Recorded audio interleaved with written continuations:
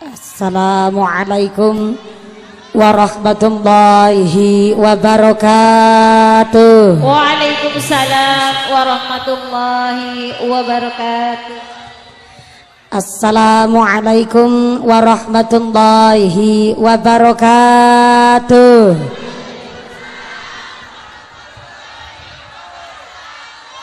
Nu semangat jawab uluk salamna, abi doaken panjenengan sadayana engke uih ka bumi kenging artos 8 juta.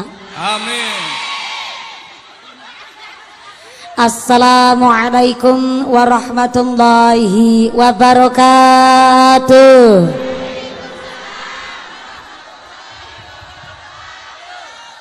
Bismillahirrahmanirrahim. Alhamdulillah, alhamdulillahi haqqo hamdi, wassalatu wassalamu ala khairi khalqi sayyidina wa maulana Muhammadin wa ala alihi wa ashabihil mujahidin at-tahirin. Allahumma salli ala sayyidina Muhammadil fatih lima ughliqa wal khatimi lima sabaq nasiril haqqi bil haqq wal hadi ila siratikal mustaqim wa ala alihi haqqa qadrihi wa miqdarihil azim. Amma ba'd. Hadaratal muhtaramin wal mukarramin, para alim, para ulama, para satid wal ustadzah yang kami hormati dan yang kami muliakan. Wabil akhos kepada para ajengan, khosotan kepada Al Ustadz Agus Hadi yang kami hormati dan yang kami cadong barokah doana. Wabil akhos kepada sadayana para tokoh ulama di Desa Baros yang tidak bisa kami sebut asmo karimnya, tidak mengurangi rasa ta'zim kami yang kami hormati dan yang kami taati segala fatwa oge dawuh-dawuhna. Wabil akhos kepada aparatur pemerintah Desa Baros, wabil akhos kepada panjenenganipun Bapak Wino selaku Kepala Desa Baros beserta Ketua Tim Penggerak PKK Baros beserta perangkatnya, Bapak Sedes, Bapak Kadus, Bapak Ketua Kemde, Bapak Ketua BPD, Bapak Kaur, Bapak Kaum, Bapak RW, OG, Bapak RT di Desa Baros. Moga-moga berkana pangkat menjadikan maslahat dan nambah manfaat. Amin Allahumma Amin ya rabbal alamin. Wabil akhos kepada sahibil walimah, sahibil hajat sing arepan bayari kitane, panjenenganipun Bapak Ahmad Zainuddin oge Ibu Ikoh, sesarangan adik saya Ananda Aulia Putri Angelika, yang alhamdulillah pada hari ini Bapak Ahmad Zainuddin Ibu Ikoh mengadakan tasyakuran oge sodakohan dalam rangka walimatul waqiroh, tasyakuran menempati rumpah baru. Saya minta tepuk tangan dulu dong buat panitia kita hari ini yang telah berjuang luar biasa. Hajat pribadi tapi panitianya juga ikut mendukung pada pengajian sore hari ini. Mudah-mudahan Bapak Ahmad Zainuddin Ibu Ikoh sak keluargi diberikan sehat panjang yuswa yang manfaat yang barokah, diberikan zuriah yang solih solihah, ditetapkan imannya, ditetapkan Islamnya, ditambahkan ihsannya. Amin Allahumma.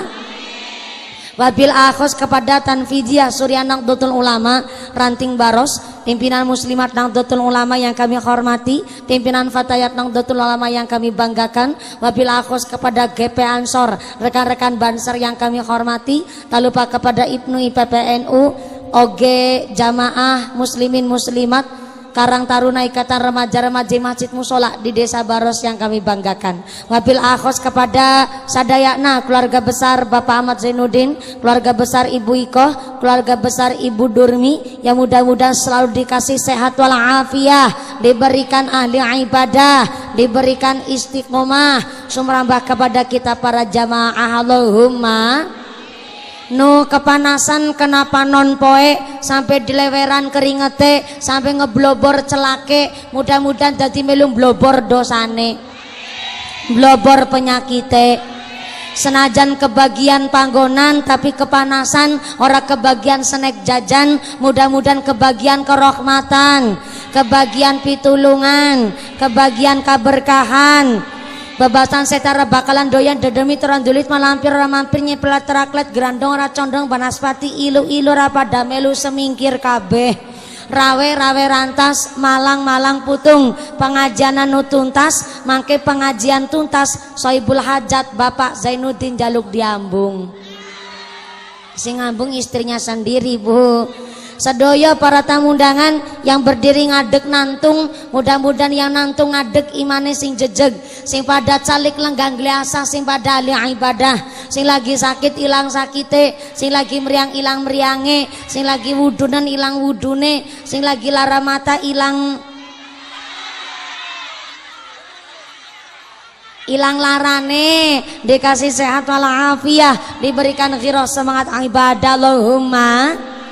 Santriwan-santriwati, jombloan-jomblowati, Mbak Kakung, Mbak Putri, nu perawan-perawan muga-muga cepet payu laki, nu bujang-bujang payu rabi, sing duda randai galuli ganti, sing tua-tua moga-moga cepet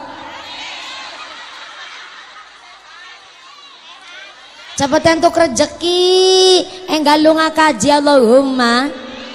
Para bapak haji, bu hajah, para calon haji, para calon hajah, hadirin hadirat ma'al muslimin wal muslimat rahimakumullah. Sallu ala Nabi Muhammad. Gusti Allah ngendikaken innal insana khuliqa halu'a. Sesungguhnya manusia iya makhluk yang sukanya ngeluh. Dikasih panas ngarsula, dikasih hujan juga ngarsula. Giliran dikasih hujan bareng sama panas katanya hujan poyan alias hujan ketek. Sembarangan pisan iya manusia. Padahal udan panas bentar jauh kabeh nikmate Gusti. Yang sami kepanasan mudah-mudahan segala penyakitnya diangkat oleh Gusti Allah. Segala dosa-dosanya jadi luntur dinaiki. Amin Allahumma. Bu, dina ayeuna panas teuing Bu. Iya ngajinya nggak usah lama-lama. Saya lihat sampean kepanasan saya nggak tega. Ngajinya tetap yang lama. Ngajinya yang lama. Bentar sampean ngatur-ngatur saya melu bayari apa ora? Melu kondangan. Melu kondangan. Oh, jadi kita nih mumpuni anu kiai urunan sumbangan. Masake banget. Nggak masalah udah milih karena kepanasan ngajinya mau sedelat apa suwe? Sebentar apa lama? Nantang perkara Bung Baros. Ukuran lama di Baros sampai berapa jam? Berapa jam? Ya sing manusiawi. Saya nanjak tadi jam 2 lebih 10 menit. Berarti nanti turun Pragat jam seberapa? Jam sabaraha? Jam 5. Salat asar setengah 6.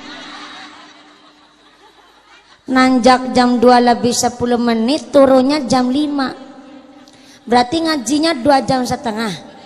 Oh, jebule wong Baros rakus-rakus ya. Serakan nemen ngaji rong jam setengah. Emang ada di Baros kiai ceramah 2 jam setengah? Ada?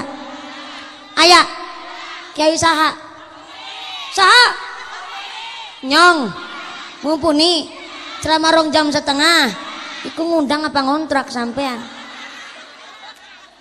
Bu Ika, Pak Zainuddin. Bu, Paku yang mana Paku? Oh Paku, ya Allah yang dari tadi nyindir saya. Pertama katanya Paku cuman boleh 2 menit, nyatanya Paku ceramahnya 5 menit tadi. Katanya mumpuni belum datang padahal udah sampai. Saya tadi udah ketemu sama panitia 1:30 di Kubang. Masjid apa itu yang penggokan? Ah iya, namanya hari Jumat. Biasanya saya nggak pengajian Ibu. Saya Jumat itu khusus untuk ngaji kitab di rumah. Tapi Bu Ikoh nunggu saya ini pengajian di sini Baros 2 tahun lamanya. Malah 2 tahun setengah. Dari tetangga meteng babaran sampai meteng maning. 2 tahun setengah Bu Ikoh nunggu saya datang ke sini. Sebenarnya beliau nggak dapat jadwal saya karena kalau Jumat saya nggak mau nerima pengajian khusus buat ngaji kitab di rumah. Tapi Bu Ikoh ketemu saya jadi tempat saya nangis. Ketemu tadi sama saya nangis deh. Jadi saya nggak enak rasanya, maka saya bilang sama manajer saya, ya udahlah, ini nadarnya Ibu Ikoh, hajatnya Bu Ikoh, wasiatnya Bu Ikoh, kepingin banget kalau anaknya pada mondok pesantren, beliau usaha wartegnya lancar, kepingin sangat mengadakan pengajian dalam rangka tasyakuran keluarga. Maka alhamdulillah, walaupun hari Jumat itu saya memang jatah nggak nerima jadwal, saya datang ke sini karena memang menggugurkan nadarnya Ibu Ikoh. Kalau bukan nadar saya emang nggak mau berangkat. Soalnya apa, ini karena nadar, wasiat pesen, apalagi satu hajat keinginan, saya khawatirnya utangnya sama Gusti Allah. Jadi saya mau berangkat ke sini. Hari Jumat itu kan hari khusus buat istirahat di rumah. Lajeng kedua, kalau hari Jumat ini apalagi tahun-tahun akhir tahun begini, perjalanannya macet. Kadang-kadang pas lagi Jumatan khutbah pidatonya panjang-panjang. Supir saya kan laki kudu Jumatan. Kalau Pak Kuwu kan Jumatannya jarang-jarang.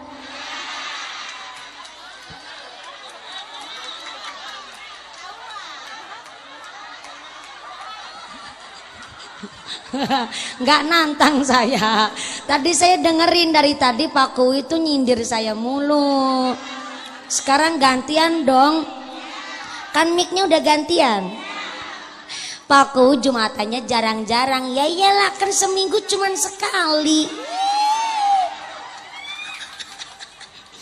Tadi Jumatan di perjalanan, saya dari rumah sebenarnya gasik 10:30 tadi udah siap. Tapi karena memang kalau Jumatan ada yang khutbahnya lama, ada yang baca ayat suratnya lama, jadi kita kudu menyesuaikan daerah masing-masing. Saya juga musafir perjalanan, belum bisa disebut musafir, belum 88 km soalnya. Tapi tenan naon, tadi Pak Kuwu sempat muji saya, mumpun ini cantik, ayu, tapi durung payu laki. Terus maksudnya kalau udah payu laki kunaon?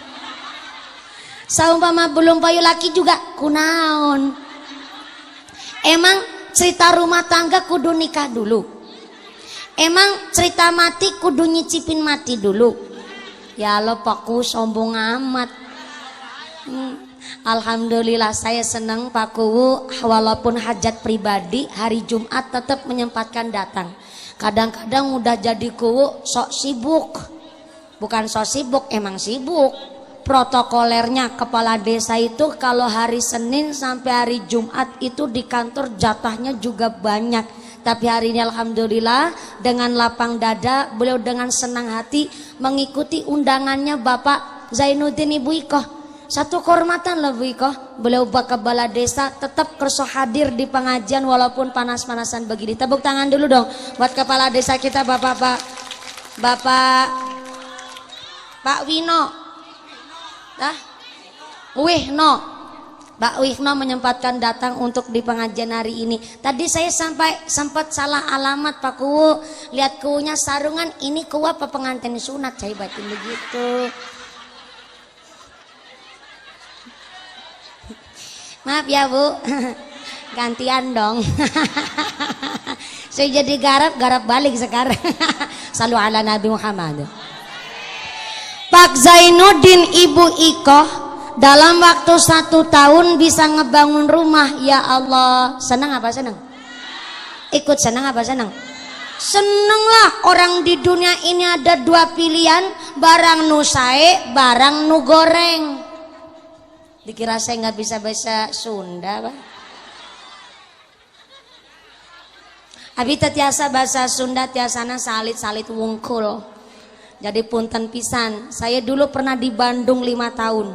Tapi pas saya kecil umur 5 tahun juga.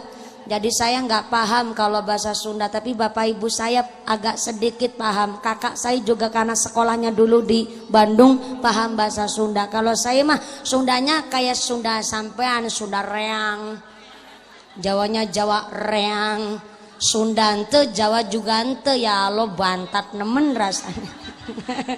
Jadi nih kita kesepakatan nih ngaji sama di rumahnya Bu Ikoh mau pakai bahasa Indonesia, bahasa Jawa, Sunda, apa mau ke bahasa Inggris? Bahasa Inggris. Nantang perkara sampai. Saya ditantang, berarti yang nantang gak cuman Pak Lurah, sewarganya juga nantang nih. Oke lah kalau begitu, saya disuruh pakai bahasa Inggris Pakku. Oke.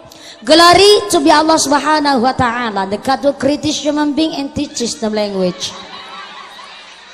which has given grace as we can get together on the Mr. Zainuddin house, our beloved. May peace be always on the messenger of Allah Subhanahu wa Ta'ala, the noble human being and teacher of all people who follow his teaching and consistently progress Islam. May we belong to the followers to get syafaat fi dini fi dunya hatal akhirah. Allahumma amin. Allahumma. Bentar, sampai amin sambil kepok tangan, memang tahu artinya? Berhubung sama-sama antunya bahasa Inggris saya juga mung-mungan, jadi ya bahasana campur sari wae, mohon. Ya Allah, ini banyakan Sundanya apa Jawanya? Yang Sunda ngacung, Subhanallah. Pantesan saya masuk ke sini ke rumahnya Bu Iko rasanya kayak di planet Saturnus. Bahasanya ngel banget, pakai tenaga dalam. Tadi ada yang bilang memumpuni nanjak pengajian jam berapa, turunnya jam berapa, pakai bahasa Sunda saya juga bingung. Jadi nih sambil belajar nggih Bu nggih. Bu Iko Pak Zainuddin jadi pengusaha warteg di Jakarta, pulang ke Baros ini 1 tahun sekali, jarang-jarang pulangnya. Berarti kan saya lagi meniteni dan menengeri ini. Beliau sekali punya hajat, yang hadir banyaknya luar biasa. Padahal beliau lama di Jakarta 1 tahun 2 kali pulangnya ke Baros. Berarti kan tetangga hajatan ora kondangan.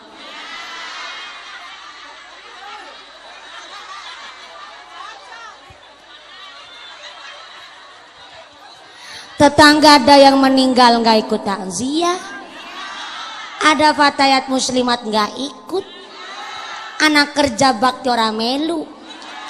Kenapa sekali punya hajat yang hadir banyak? Bukan karena mumpuninya. Saya yakin Pak Zainuddin setiap langkah baik di Jakarta ataupun di Baros, in santum li angfusikum. Wong nandur sae pasti panene nu sae. Langkah sing amin. Nah, diaminin. In santum li angfusikum, nandur sae mesti panene saya. Allahumma. Makanya sampean kepanasan baik ikhlas, nggak kebagian snack ikhlas, duduk lemprakan ikhlas, deleweran keringetnya ikhlas. Tuku aci diwadahi gelas, mangkat ngaji atine.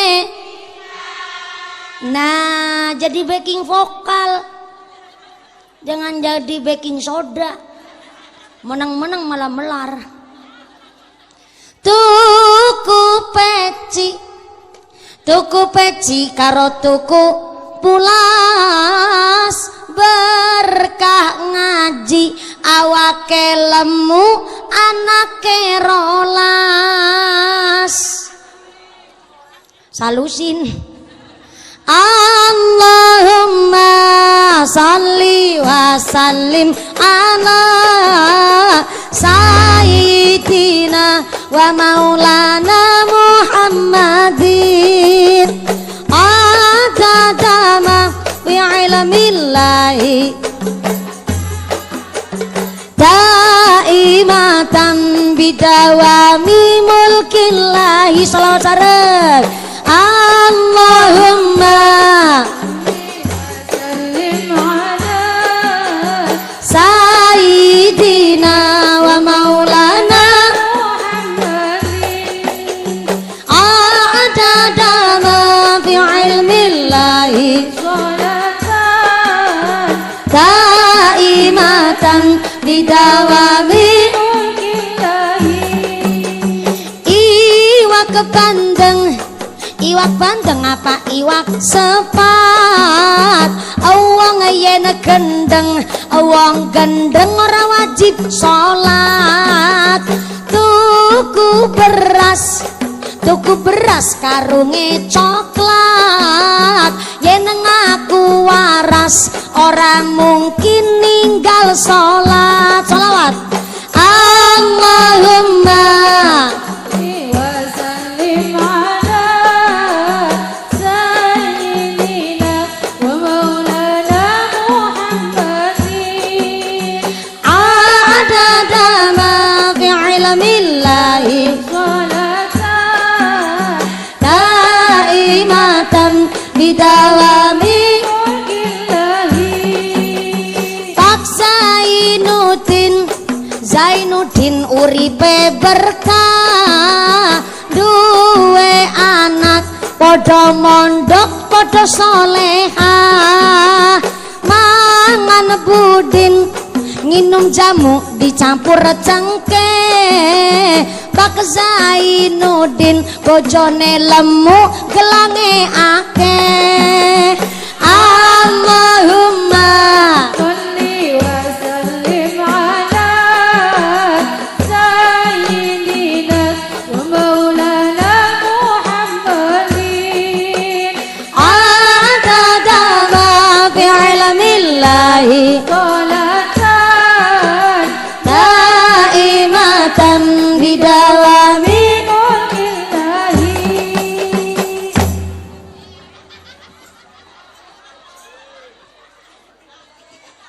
Sallu ala Nabi Muhammad.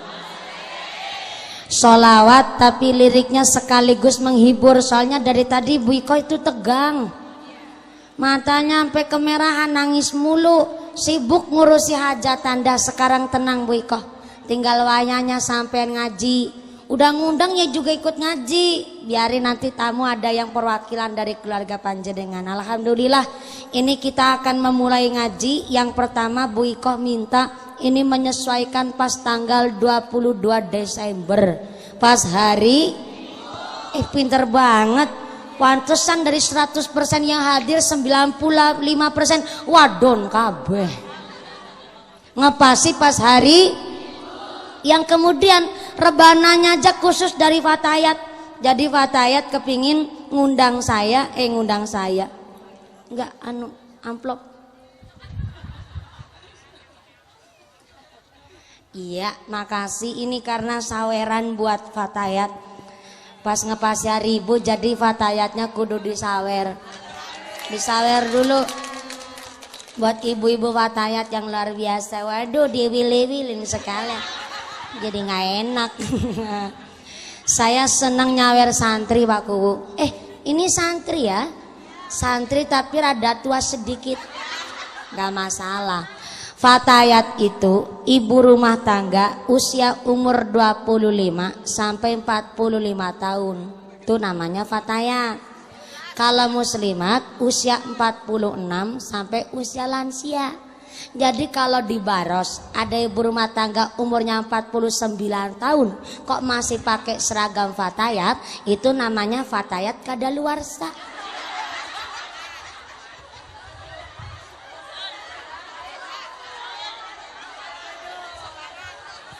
Ibu-ibu bilang, itu kan cuman seragam, mumpuni. Yang penting jiwanya mah jiwa muslimat, walaupun seragamnya Fatayat nggak masalah.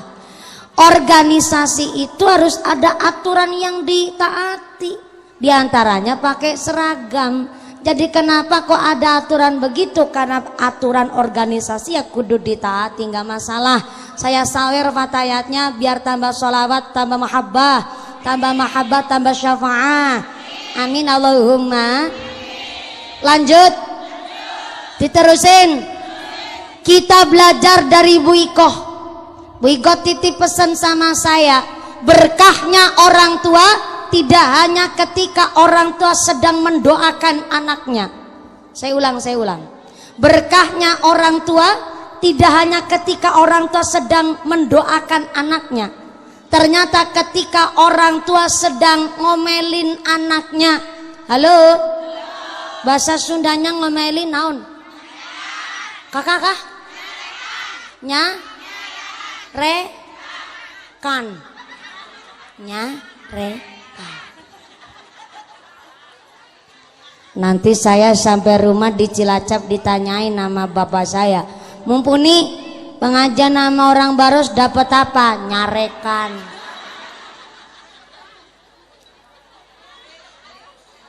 Ketika orang tua lagi nyarekan anaknya, itu namanya berkah yang luar biasa.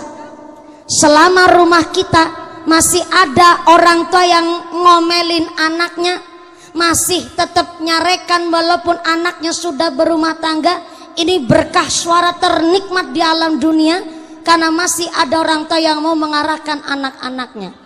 Sekarang yang orang tuanya udah meninggal, monggo ditanya, ketika ibu telah meninggal dunia, pasti rasanya hidup ini kurang balance, kurang seimbang.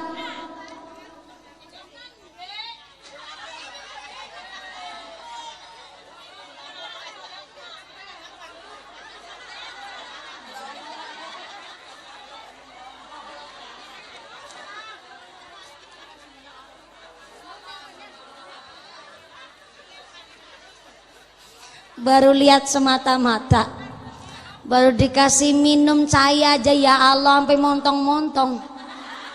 Colokan yang mana colokan?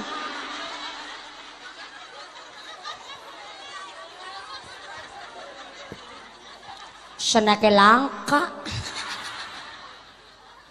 colokan yang gak ada. Sabar ibu, punten ya, saya makili Pak Zainuddin. Kalau Pak Zainuddin bikin snack 7.250 ya hajatnya ora bati. Jadi ya punten, ini karena memang beliau juga tidak menyangka yang hadir ini melebihi kapasitas. Saya juga baru lihat ada tikar kelasan naik ke sirah kepala. Gak masalah, ini mah ada dalilnya. Wa asa an takrahu syai'an wa huwa khairul lakum wa asa an tuhibbu syai'an wa huwa syarrul lakum. Jadi manusia jangan suka nyepelein barang sepele, karena bisa jadi Allah mengangkat derajat kita dari hal yang sepele. Bukti nyata, itu tikar kelasa dibeli harga 5.000. Betul? Betul? Tikar kelasa dibeli harga 5.000, cuman mau dibokongin, dipantatin, dijagongin, dicalikin sampai dientutin. Remeh banget tuh kelasa. Tikar dibeli cuman mau dibokongin, tapi setelah panas bekas bokong naik ke sirah.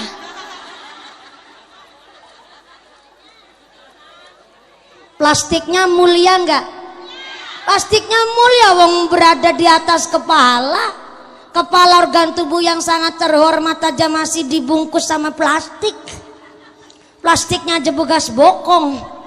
Artinya apa? Sengit. Benci sama orang jangan berlebihan, karena pasti sewaktu-waktu butuh sama orang yang dibenci itu aja.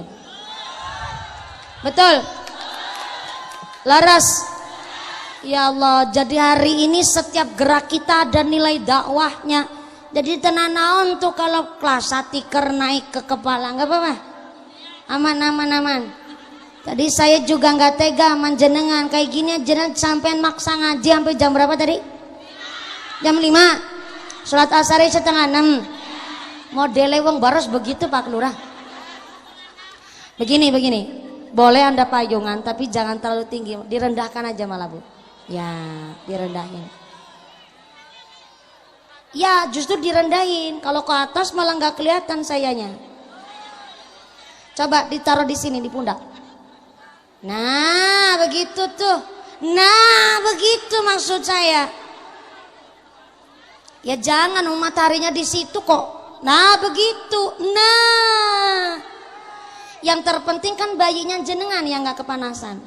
Begitu maksud saya. Kalau payunya terlalu tinggi yang belakang kasihan. Ibu-ibu jawab salah, tekannya orang gasik. Begitu. Kita saling maklum dan kita saling memaklumi Bapak Ibu, karena memang beliau Pak Zainuddin bikin layos tarupnya nggak terlalu lebar, cuma secelok kobekan begitu tuh. Jadi yang di sini kepanasan, jadi mohon maaf kalau yang mau pakai payung silahkan, tapi payungnya direndahin. persis kayak ini nih, payung macan tutul.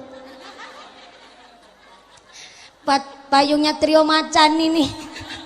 Agak rendah, yang penting adek yang nggak kepanasan gitu ya Bu ya. Yang bawa payung karena memang banyak anak kecil yang kepanasan, jadi silakan payungnya tetap dipakai tapi jangan terlalu tinggi, justru direndahin. Kalau mau ngerendahin bilang sama kanan kirinya, takut kecolok soalnya. Begitu ya Bu ya. Shallu ala Nabi Muhammad. Berkahnya orang tua tidak hanya ketika orang tua mendoakan anaknya, tapi ketika orang tua sedang nyarekan. Benar ngomong? Nyare. Ketika orang tua lagi nyarekan, ikut tandanya berkah yang luar biasa.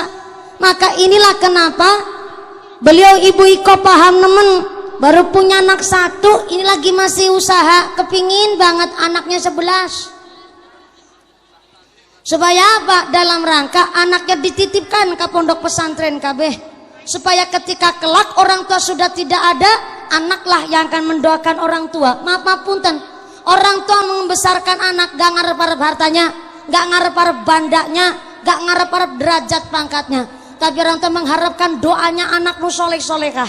Di dalam kitab namanya kitab Usfuriyah, ternyata kalau orang sudah meninggal dunia, jenazah di alam kubur tiap hari berdoa. Apa doanya almarhumah di alam barzah? Allahumma ja'al ahli min ahlil ibadah. Saya ulang, Allahumma ja'al ahli, ya Allah jadikan anak keturunan saya min ahlil ibadah, jadi keturunan yang rajin ibadah. Itu doanya orang-orang yang setelah meninggal dunia di alam barzah. Berarti yang masih hidup berdoa, yang sudah mati tetap berdoa. Apa doanya? Doanya bedanya orang yang masih hidup sama orang yang udah mati. Kalau orang yang masih hidup ketika dia berdoa, ya Allah Gusti, di sono berisik, pindah ke sini masih urusan kembaliannya sabaraha kembaliannya.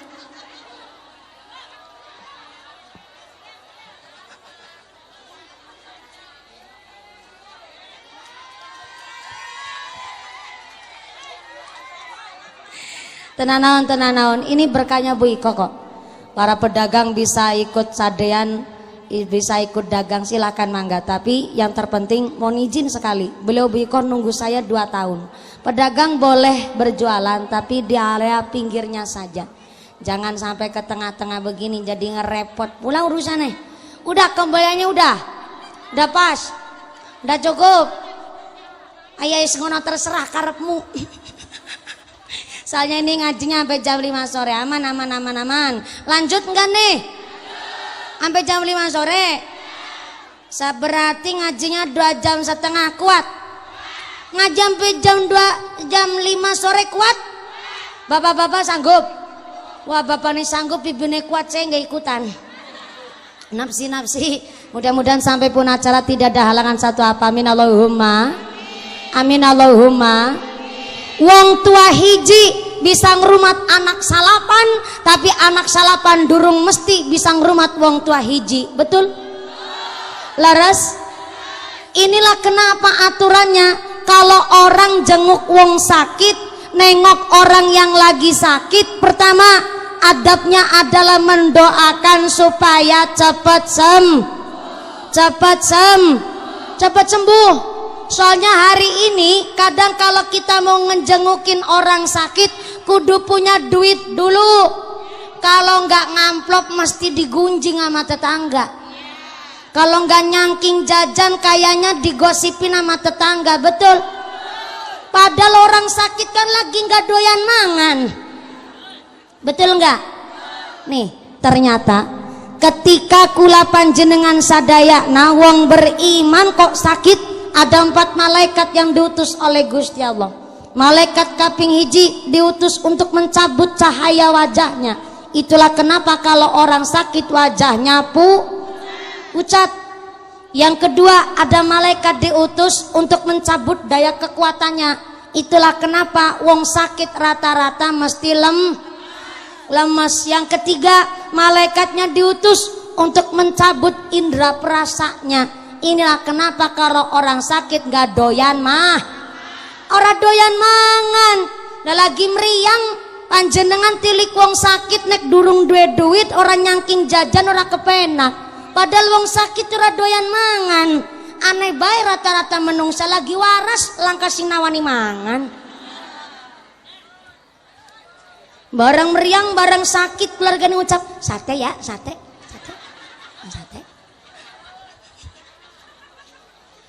Tuang pakai gule ya, pakai gule. Mangan anggur, pan mangan anggur. Ya mana anggur ya? Lagi waras ora nawani. Bareng meriang KB nawani.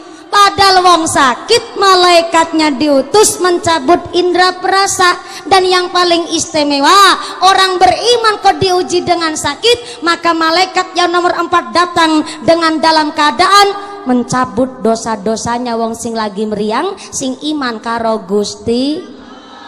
Istimewa banget tuh, enak dosanya dicabut. Tapi gimana mau ibadah wong anu lagi sakit? Mestine lagi sakit sholat gak tumakninah. Mau sholat kurang khusyuk. Jangankan sholat, kadang mau ambil wudhu aja dinginnya luar biasa. Maka walaupun orang sakit dalam keadaan iman, ternyata dosanya dicabut oleh Gusti Allah, ibadahnya kurang sempurna. Maka bagi yang beriman tapi keadaannya sakit, tetap dia berusaha untuk ikhtiar sembuh. Maka 4 malaikat diutus balik untuk datang kepada orang yang lagi sakit itu. Malaikat yang pertama diutus untuk mengembalikan daya kekuatannya. Biasanya kalau udah bisa berdiri, udah mulai kuat ngadeg, berarti enggal-enggal cepat sembuh. Amin Allahumma. Yang kedua, malaikatnya disuruh untuk ngembaliin cahaya wajahnya. Biasanya kalau udah sembuh, angkat-angkatan mau mari, biasanya wajahnya udah mulai merah, gak pucet lagi. Dan malaikat yang ketiga diutus untuk mengembalikan indera perasanya. Kalau habis sakit, sakitnya sembuh, biasanya doyan mangan alias kemaruk cara wong Cilacap. Nang kene mamayu. Habis sakit, sakitnya sembuh, makanya mamayu. Doyan mangan. Doyan mangan cara kene apa? Berag. Mamayu mangane akeh. Inilah kenapa kalau habis sakit makanya udah banyak mangane wis seueur, biasanya nggak boleh ditegor tuh. Kadang kalau habis sakit makanya banyak ditegor, sakit deui. Kejadian Bu Ikoh di tempat saya, desanya Desa Jepara, Kecamatan Binangun, Kabupaten Cilacap. Ada anak sakit dari sejak kecil, ya Allah, sampai orang tuanya ngucap, bocah meriang baen ramari-mari, ngesuk nek lebar sakit, bar sunate sembuh, sakitnya juga sembuh, tak tanggapin mesin senso geraji kayu. Kalau di Cilacap mesin geraji kayu nyebutnya mesin senso. Cara sini apa? Geraji mesin geraji apa? Singkel. Bapaknya ngucap sama anaknya, nek sesuk we lebar sunate sembuh, meriange ikut sembuh, tak tanggapna mesin singkel. Ya singkel. Katanya singkel ini Bu. Yang bener yang mana nih? Circle. Bukan singkel. Ini singkel bilangnya. Ya lo sesat banget sampean. Ternyata ketika mau nanggap mesin circle, tetangganya terus bilang, emang orang anak tanggapan liane, masa nanggapin gane mesin circle. Akhirnya niatnya diurungkan, anaknya meriang maning. Akhirnya karena ngedrop parah sakitnya, langsung dibawa ke rumah sakit tuh. Ibunya ditinggal di rumah sakit sama anaknya yang lagi di ICU. Deweke bapaknya langsung pulang ke rumah, langsung bikin surat pernyataan kepala desa. Langsunglah akhirnya di rumah hajatan nanggap mesin circle di speaker si dinamuput.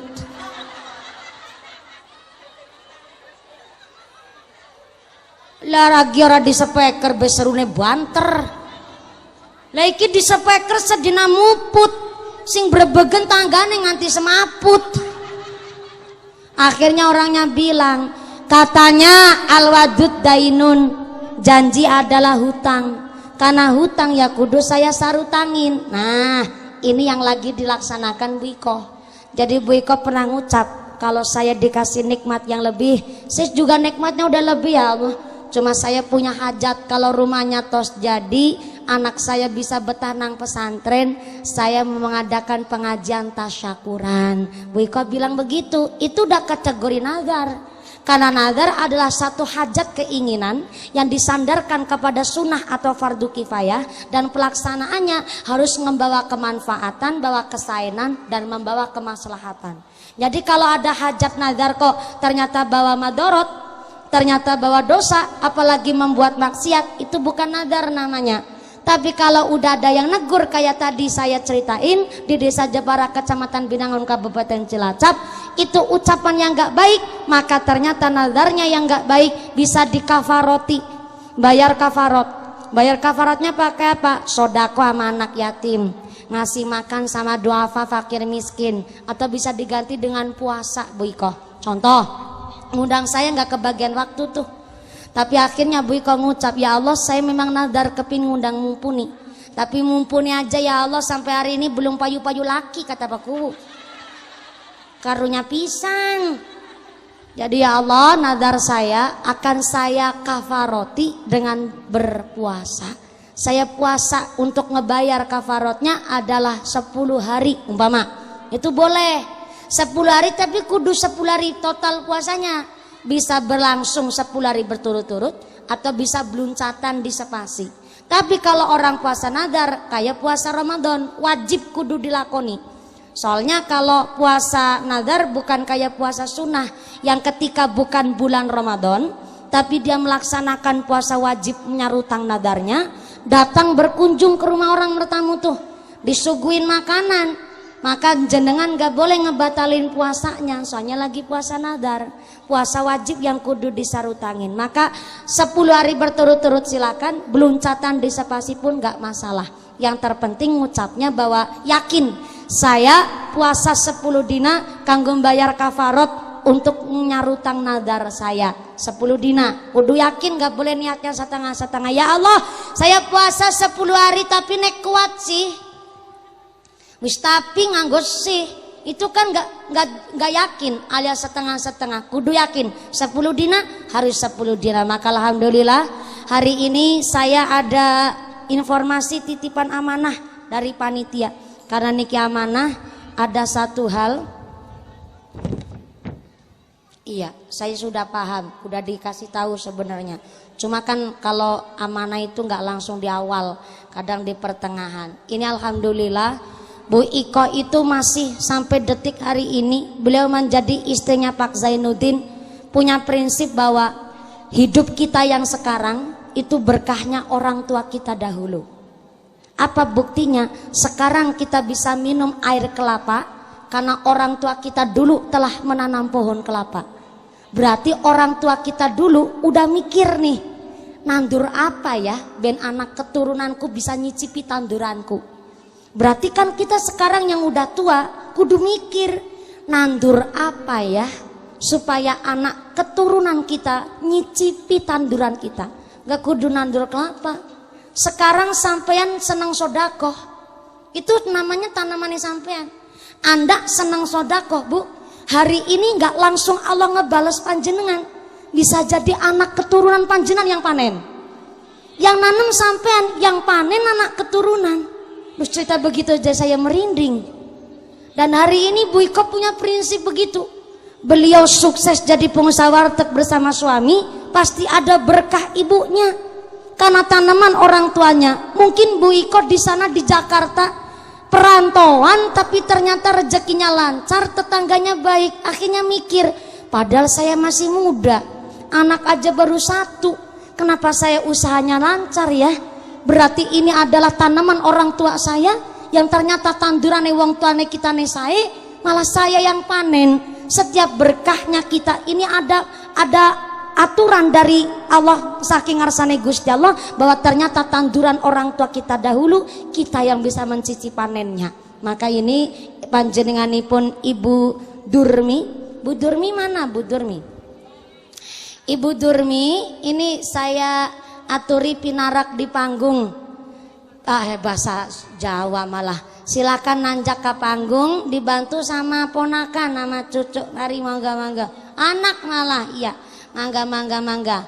Ini ada beberapa titipan amanah supaya nanjak ke panggung. Ini kepinginan Bu hajat, jadi saya kudu nyampein. Jadi panjanipun Ibu Durmi walaupun nun sewu keadaannya udah sepuh. Wa man nu'amiruhu nunakisu fil khalqi, karena orang kalau udah dipanjangkan umurnya memang dikurangi nikmatnya. Kadang berdirajat dengkule bisa kenceng, kempole manteng. Mangga Bu Durmi. Siap. Mangga Bu Durmi, dibantu Ibu. Alhamdulillah. Assalamualaikum Bu Durmi. Sami sehat Bu Durmi? Sehat, alhamdulillah. Alhamdulillah. Sekarang umur berapa Bu Durmi? Umur 65. 65. Kelahiran tahun berapa? 65. Oh, umur 65. Kelahirannya lupa tahun berapa? Enggak tahu. Bisa ngitung dari mana ya? Enggak tahu. Tahunnya lahir lupa. Ya. Tapi sekarang umurnya 65. Kata itu HP. Kata HP. Percaya banget sama HP. Iya, Bang. Periksa gitu. Begitu alhamdulillah. Suami berapa anaknya? Suami. 8. Suaminya 8, banyak banget. Pinter loh ditanya suami anaknya berapa? 8. Bu Iko yang nomor berapa? Tahu ya nomor berapa itu. Ini udah umum jawaban orang tua begitu. Saking seerna budakna sampai Iko nomor berapa lah? Nomor berapa ya? Enggak tahu. Nomor 5 katanya Bu. Betul itu. Keluar dari rahim betulan tuh. Iya, enggak keluar dari pohon cau enggak. Jadi ternyata anaknya 8, Bu Iko nomor 5. Berarti cucu udah berapa? Udah 17. Bukan udah, baru 17. Soalnya kan mestinya kepingin tambah lagi dong. Pengen tambah lagi nggak cucunya? Sebenarnya nambah lagi tuh si Iko yang mau. Oh, kepingin tambah lagi Iko yang mau. Ya didoakan insya Allah. Dari lihat wajahnya Bu Iko masih muda banget soalnya. Nih berarti Bu Durmi ini sampai mikir loh. Sampai mikir ternyata Bu Iko kepingin tambah putra lagi insya Allah. Didoakan gitu nggih. Nanti malam Pak Zainuddin sama Bu Iko ikhtiar badan. Ya kalau miring, kalau melumah, kalau kemurep bermasalah. Soalnya udah didoain nih, bener-bener Ibu Durmi udah mikir. Maksudnya tidurnya, jenengan mah jangan salah paham. Jadi Bu Iko kepingin punya anak lagi. Udah bilang sama Mbak Durmi? Udah. Iya, dari sejak kapan? Sekarang. Seneng ya. 8 itu putrane panjenengan, lakinya berapa, ceweknya berapa? Iya. Lakinya 2, cuma 2. Oh, lakinya 2. Lakinya 2 berarti ceweknya 6. Iya, pinter berarti masih bisa ngitung. Wa man nu'amirhu nakisu fil khalqi. Enggak, bukan orang bodoh, katanya ngakunya orang bodoh. Mending aku bodoh ketimbang aku pinter, Bu. Soalnya wong pinter durung mesti bener, wong bener durung mesti pinter. Tapi wong ngaku bener, orang ngaku pinter malah justru kelihatan bodohnya. Tenan naon nih Bu. Walaupun bodoh kan anaknya udah 8, cucunya 17 ya kan. Berarti pinter tuh. Ya udah punya cicit, iya. Kalau bodoh nggak mungkin anaknya 8 ya kan. Berarti kalau anaknya 8 pinter gawe budak ya. Baru kali ini saya ditabok. Nih Bu Durmi tahu nggak? Bu Durmi naik ke sini disuruh ngapain? Nggak tahu. Saya juga nggak tahu suruh ngapain. Orang saya cuma saya cuma nerima surat. Capek nggak? Duduk sini. Duduk sini, duduk di kursi. Iya, nanti kalau saya yang capek giliran sampai yang ceramah. Gantian nggak apa-apa. Gimana duduk di kursinya Mubalighoh? Anget nggak tuh? Kalau anget katanya ciri-ciri saya turunan anaknya juga banyak. Besok kalau saya cita-citanya nggak kayak Bu Durmi, anaknya cuma 8. Saya cita-citanya anaknya 11. Iya, cita-cita saya anaknya 11. Saya Allah sampai suami saya rako berkatokan.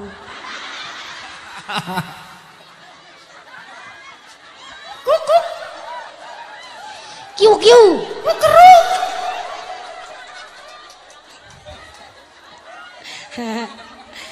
Ini karena kebetulan tanggal 22 Desember. Panjenenganipun Ibu Iko, Mbak Durmi. Bu Iko, anak panjangnya nomor 5. Katanya saya juga lupa, nggak tahu nomor berapa. Anak yang nomor 5 mau ngasih kejutan. Nanti kalau kejutan Mbak Durmi juga terkejut. Hah, kayak gitu latihan dulu. Namanya nih, Bu Iko ngasih kejutan. Namanya kejutan kan yang dikasih kudu terkejut. Jadi kalau terkejut tangannya kayak orang tabdi. Hah, kayak gitu. Ayo belajar dulu. Gimana? Ruas. Kaget. Oh, kaget. Jadi kalau nggak apa-apa, saya yang di sini aja, aman. Jadi kalau bokongnya perawan dagingnya masih kandel, tebel. Nah, kalau bokongnya udah nenek-nenek udah tepos. Ya Mbak Durmi ya. Nanti Bu Iko anaknya nomor 5 mau ngasih kejutan. Ya saya juga nggak tahu. Kayaknya dirembuk dulu kita berdua. Nanti kalau dikasih, ibu ikut ruas.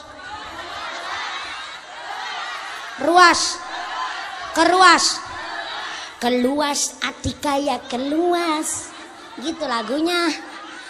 Luas. Keruas. Reruas. Ruas. Ya lah itu tahu kaget dari tadi diam aja Mbak Durmi. Jadi nanti kalau Mbak Iko mau ngasih kejutan, Mbak Durmi ya ruas. Terkejut gimana kalau terkejut? Ya makanya ekspresinya gimana? Kayak gitu. Kalau terkejut biar baikonya seneng. Ini mau dikasih kapan kejutannya?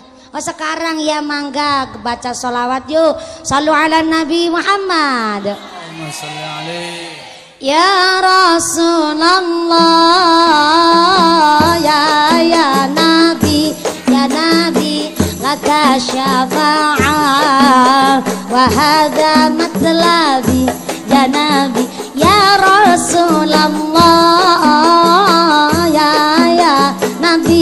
ya Nabi, laka syafa'ah wa hadha matlabi. Ya Nabi, ya Rasul, sambil sholawat. Ya Nabi, laka syafa'ah wa hadha matlabi. Ya Nabi, ya Rasul Allah, ya Nabi, laka syafa'ah wa hadha matlabi.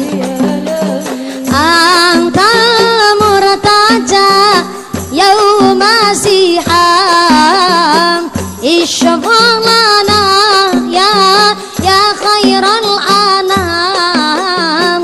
Anta murtaja yauma siham ishghalana ya khairal anam. Ishghalana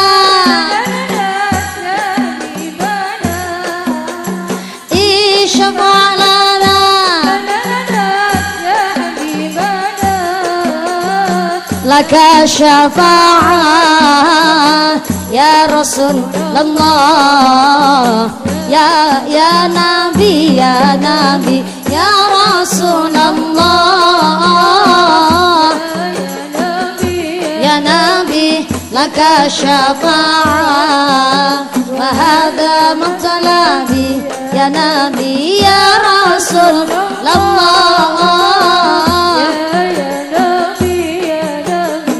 لك شفاعة وهذا مطلبي لولا نبيك يا حبيب أنت للخلق يا طبيب لولا نبيك يا حبيب أنت للخلق يا طبيب اشفع لنا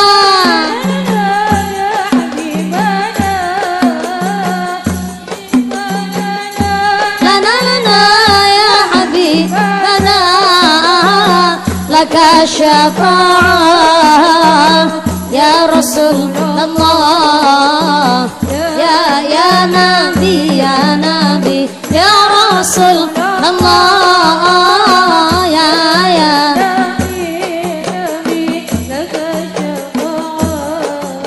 وهذا مطلبي يا نبي يا رسول يا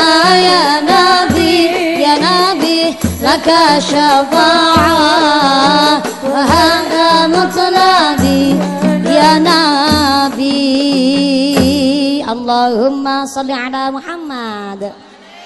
Sebab panas duduk di sebelah sana nggak apa-apa, ibu di panggung semua nggak apa-apa, nggak masalah ya Allah. Ini putri-putrinya Bu Durmi, kakak adeknya Bu Iko, alhamdulillah. Duduk dulu tenang naun, monggo, alhamdulillah ya Allah. Jadi rasanya mau ceramah gimana sih ya, nggak enak juga. Orang nangis pula. Iya, saya tadi milih sholawat yang agak ngebit sedikit.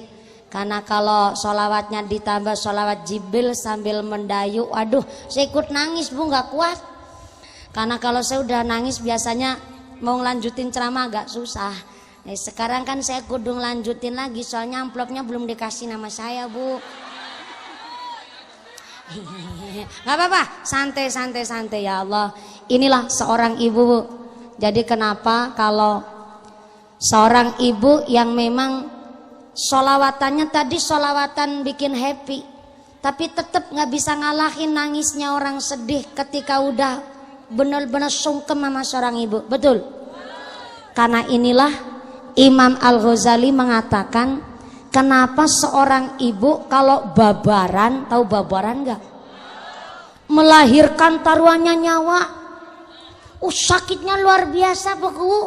Kayak perut ini ada yang munyel-munyel rasanya.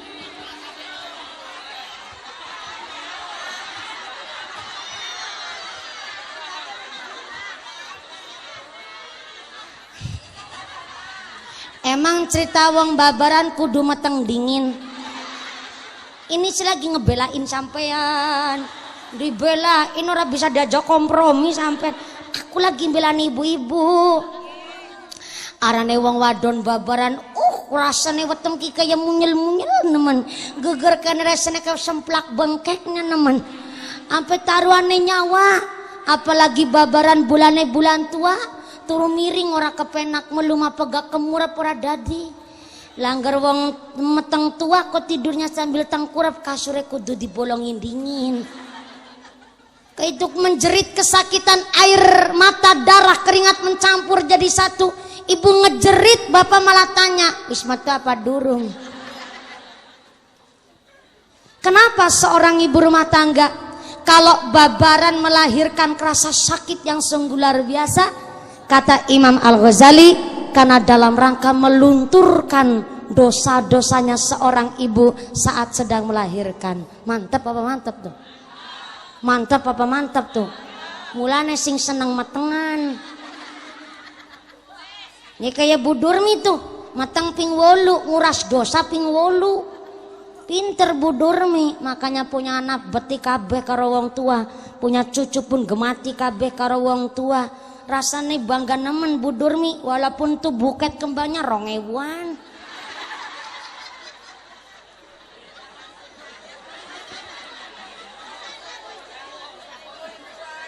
Nggak apa-apa disebutin, itu kan cuman simbol. Rasa hati sayangnya anak sama orang tua juga begitu gede, betul? Laras, walaupun duitnya 2.000, Bu Durmi bangga hari ini. Kenapa? Melahirkan 8 orang anak bekti kabeh. Tepuk tangan dulu dong. Pertanyaannya, kenapa seorang wanita yang hamil di luar nikah kalau babaran melahirkan kepenak? Kepenak ini bukan nggak ngerasa sakit ya Bu ya. Kepenak itu kan nggak ada bidan, nggak ada dokter, nggak di rumah sakit, nggak di poliklinik. Kenapa banyak rata-rata orang maaf ya yang aborsi, melahirkan di hamil di luar nikah? Kemarin baru kejadian, anak SMP lagi ujian sekolah, melahirkan di kelas. Gampang banget babarane, tiba-tiba langsung pelotok metu bae.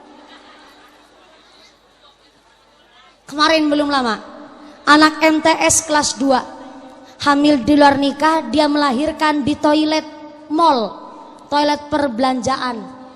Paling kan cuma 1 kali 1 meter namanya toilet umum tuh. Nggak ada yang ngebantu, nggak ada yang ngerewangin. Ternyata setelah melahirkan bayinya dibuang di tong sampah. Dia terus pergi seperti nggak ada kejadian apapun, kayak nggak kejadian baru melahirkan. Kelihatan dari CCTV.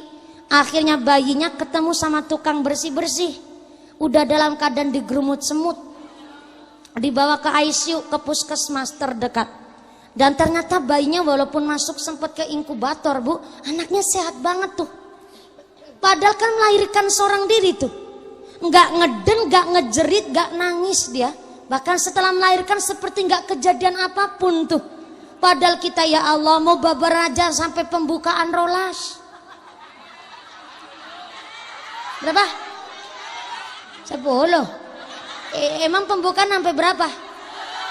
Cuma sampai 10. Mentok itu. Saya kira kan udah buka berapa? 8. Saya kira 8, 9, 10, 12, 13. Gak ada tuh. Mentok sampai 10 doang. 10 wungkul. Oh, kita yang seorang ibu melahirkan aja pembukaan mentok sampai 10 ngejeritnya luar biasa. Betul. Megangin kasur sampai kasurnya bedah suek kabeh. Megangin suami sampai suami jambak-jambak. Nggak kerasa ngejambaknya, betul?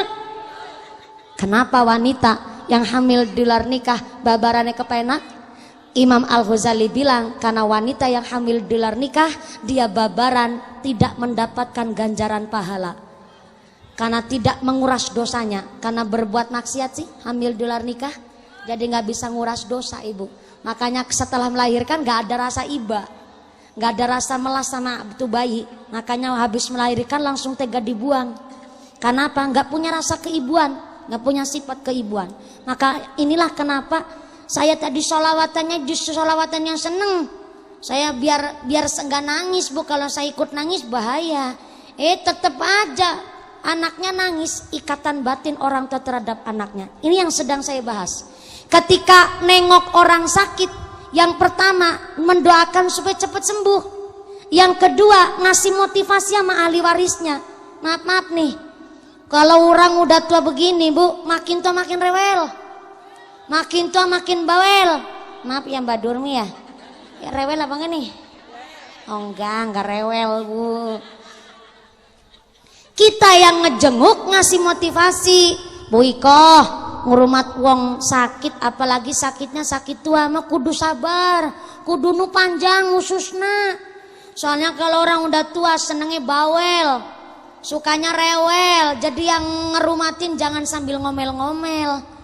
Saya ngomong begini soalnya ngurumat orang tua karo ngurumat bocah beda. Ngurumat bocah rewel dibilangin mana giginya, mana giginya, barang nyengir bikin hati adem.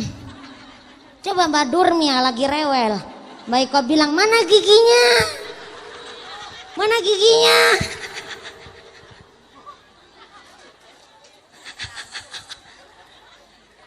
Inilah yang disebut ketika orang tua ngurumat anak ngarep-arep kapan gedene, tapi kadang anak ngurmati wong tua ngenten-ngenteni kapan. Kalau modele wong bares begitu. Ini sering dan umum kejadian di masyarakat begitu tuh. Maka kenapa kalau udah nengok wong sakit ngasih motivasi sama yang ahli waris sama anak keturunan, nusing sabar, jimatnya tinggal hiji. Nyaeta seorang ibu kudu dirawat, kudu dirumat. Walaupun anak mantu tuh, Pak Zainuddin anak mantu. Tapi mau ngurmat mertua, insya Allah menjadikan rezekinya lancar, rezekinya barokah, karirnya bagus, ilmunya manfaat, karena gelem betul-betul ngurmatin wong tua. Yang ketiga, kalau ngejenguk orang sakit, kok sakitnya udah sakit sepuh atau sakitnya udah sakit parah, maka tinggal nunggu-nunggu wasiatnya, jangan nunggu-nunggu warisannya. Salah kaprah di masyarakat, udah nenek-nenek, udah sepuh, udah tua, malah anak-anak keturunan cucu kabeh nyiapin sertifikat. Padahal kalau udah tua ditunggu wasiatnya, jangan nunggu warisannya. Ya Allah ya Rahman, kayak gini man rasanya manganggar wis tua ya Allah. Pananjak bae maring panggung dipanggil mumpuni. Kempole kenceng kene. Ya Allah dengkule manteng rasane ya Allah ya Rahman. Anggar ista rasane ra karu-karuan. Pan ngunjungi mumpuni mangkat gasik malah tekane keri.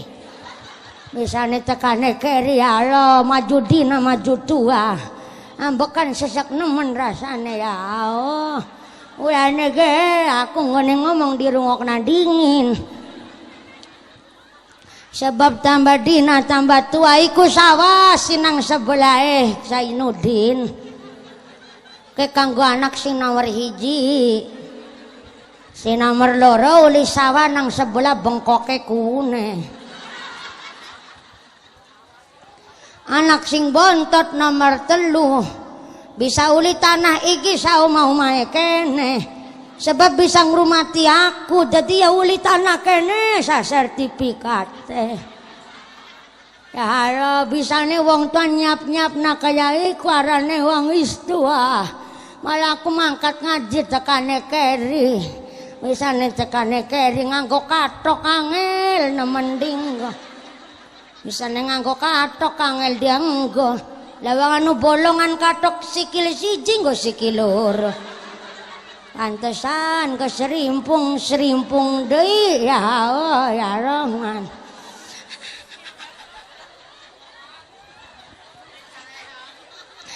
Pak Lurah ikut ketawa sambil bilang, kok bisa pas gitu suaranya ya? Loh, ini yang menjadikan kenapa bayaran saya larang. Jenengan cuman ngedengerin saya belajar suara kakek-kakek dari umur 8 tahun. Dari kelas 3 SD saya udah belajar suara kakek-kakek. Bayangin tuh, payu laki juga belum. Si ditantang bapak saya dan dibentuk oleh bapak saya suaranya supaya niruin orang udah kakek-kakek.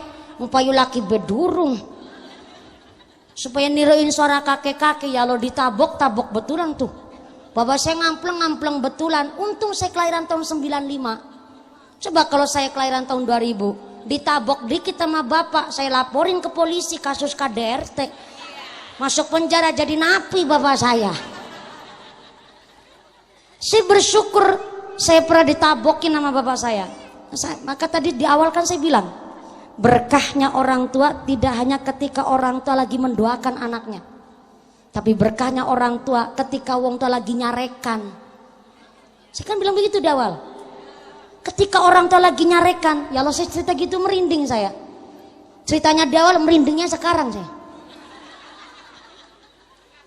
Karena ternyata memang betul orang tua sedang nyarekan itu berkahnya luar biasa. Berarti orang tua mengarahkan anaknya. Saya dulu kalau nggak belajar suara kakek-kakek, nggak bisa saya hari ini diundang pengajian di sini. Mungkin Allah belum meridhoi ketika saya nggak nurut sama orang tua saya belum tentu bisa mubaleh kondang seperti ini, Bu. Saya belajarnya itu sampai sempat saya mikir, habis pulang sekolah mesti saya disurangon kambing. Kambing saya 40 telu lanang kabeh. Sing wadon cuman saya wungkul. Tapi saya bukan kambingnya, saya yang ngangon. Sempat saya mikir, teman saya pulang sekolah pada les renang, kenapa saya pulang sekolah malah saya ngon embe? Saya sempat mikir bahwa bapak saya mengeksploitasi saya. Saya pernah berpikir bahwa bapak saya mempekerjakan saya. Saya pernah berpikir bahwa bapak saya nggak adil, bapak saya telah mempekerjakan anaknya buat cari uang. Saya mikir begitu waktu kecil. Tapi ternyata nandurnya dulu, panennya sekarang saya. Dulu saya kecil pulang sekolah kelas 1 SD tahun 2001, saya umur 5 tahun. Pulang sekolah mesti angon embe. Saya angon embe, teman saya les renang. Akhirnya sekarang saya yang bikin kolam renang.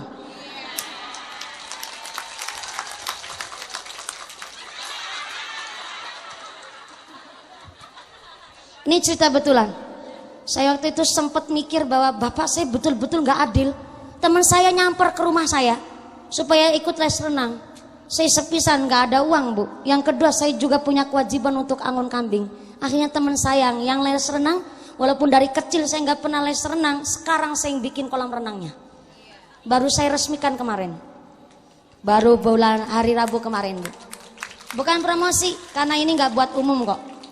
Saya bikin kolam renang bukan untuk maksiat, apalagi buat lihat ibu-ibu pakai cawet bikini, enggak. Radoyan kita nih mah. Kami mubaligho, jadi kalau punya usaha yang kiranya usahanya manfaat buat lingkungan. Bapak saya mikir sampai sejauh itu. Dan saya baru mikir tujuan bapak saya nabokin saya. Ternyata ada tujuan khusus. Kolam renangnya 2. Yang satu 50 cm khusus buat bocil-bocil anak kecil. Lajeng kolam renang yang satunya lagi khusus buat atlet-atlet renang. Jadi bukan buat umum.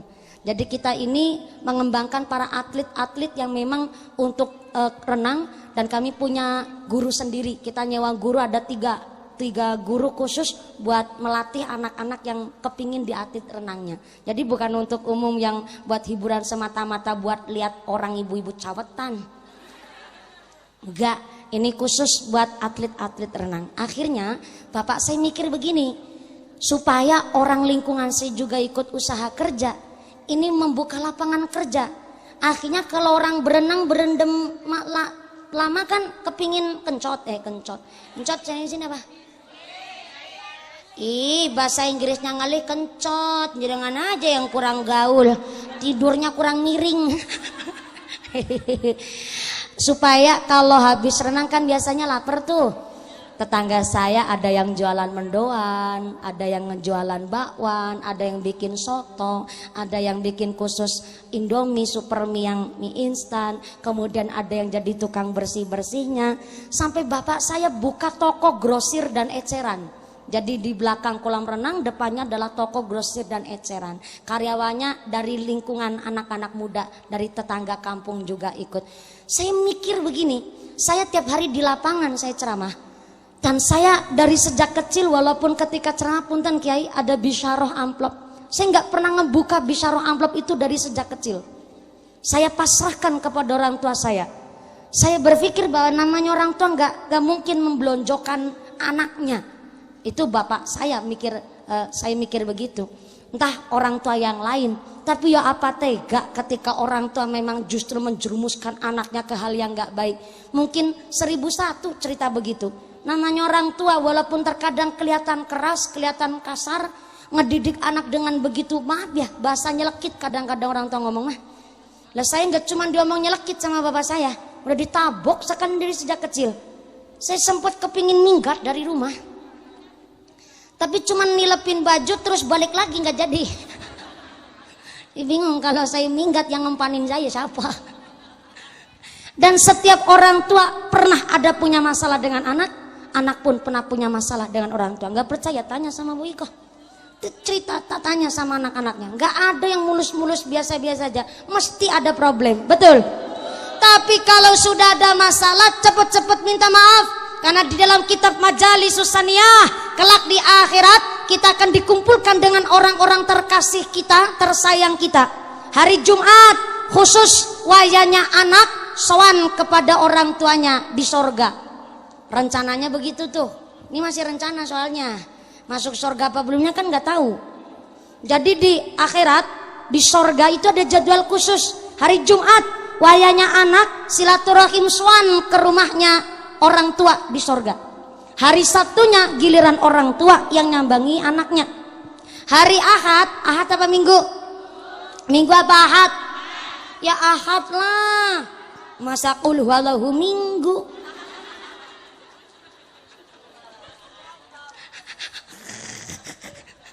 Dina Ahad khusus santri silaturahim ke gurunya.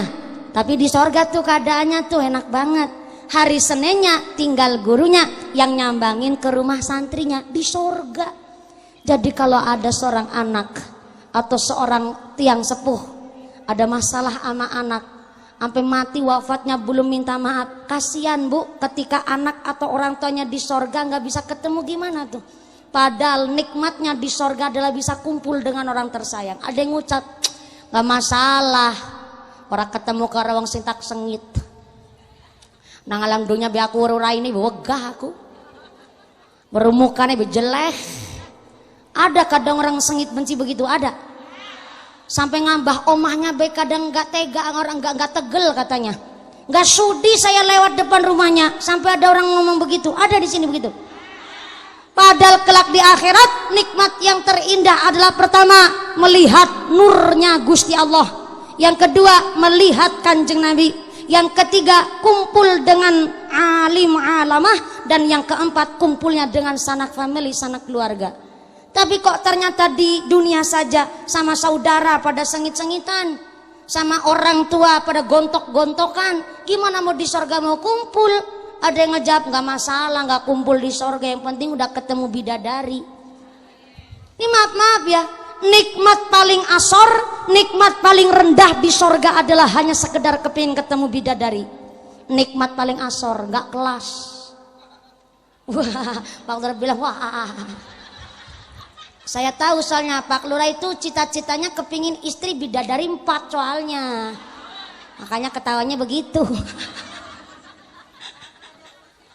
Di akhirat kelak nikmat di sorga yang paling asor derajatnya, nikmat paling rendah. Ya Allah, saya cerita begitu merinding saya Bu. Aduh. Nikmat sorga yang paling rendah, paling asor derajatnya, hanya kepingin masuk sorga cuman mau ketemu bidadari. Nggak level. Tapi nikmat yang begitu luar biasa, coba bayangin, di sorga kumpul orang tua, kumpul sama suami, kumpul anak istri. Ya Allah, apalagi punya guru. Ini kenapa putranya Bu Ikoh suruh ngaji di Songgom, menjadi rokeh. Kayaknya orang ngerti ya Pak, ngerti sekubek-kubeknya kabeh, tekodek kabeh. Putri hiji-hijinya alhamdulillah dari SMP sekarang sampai SMA masih benar-benar istiqomah ta'alum ngaji nanggone jati rokeh. Kenapa? Kalau seorang santri punya guru, gurunya mengakui bahwa beliau adalah santrinya, kelak di akhirat itu bisa kumpul di sorga bareng-bareng. Maka kalau betul-betul kiai ditanya, kiai santrinya berapa? Alhamdulillah lah, bukan santri, cuman batur ngaji ngancani nang omah ya kayak anak 200. Itu kiai betulan tuh. Karena apa? Beliau paham kelak di akhirat ketika santrinya yang masuk sorga kiainya bisa katut, atau ketika gurunya yang masuk sorga santrinya ikut ngatut. Jadi pahamnya dengan bahasa begitu, maka di dalam kitab Majalis Susaniyah, nikmat yang paling indah adalah ketika di sorga kumpul bareng-bareng. Tapi nikmat paling asor hanya cuman ketemu bidadari, itu nikmat paling asor tuh Lur. Lume jadi lurah bengkoknya ake kepingin bojo lewi kang siji, soalnya dari tadi udah lirik-lirik mumpuni.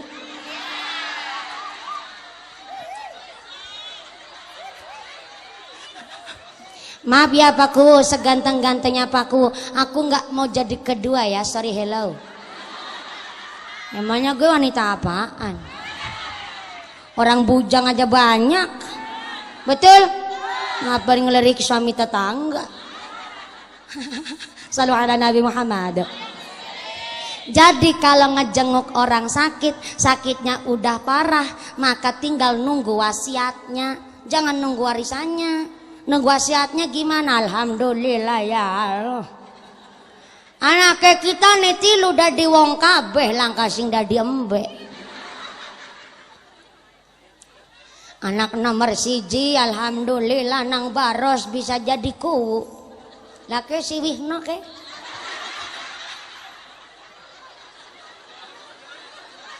Lah saya ini bukan gak sopan langsung manggil Wihno, kan saya jadi apen-apennya jadi orang tua. Bebas dong manggil Wihno.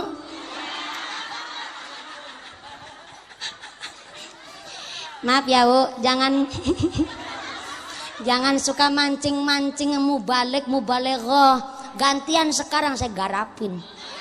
Tapi saya lagi nggak garap, saya lagi ngenyontohin. Namanya orang tua kan ngomong begitu ya. Lo kayak si Wihno kayak. Anak kayak kita nih si nomor barep. Nomor hiji kayak si Wihno, kayak si Wihno.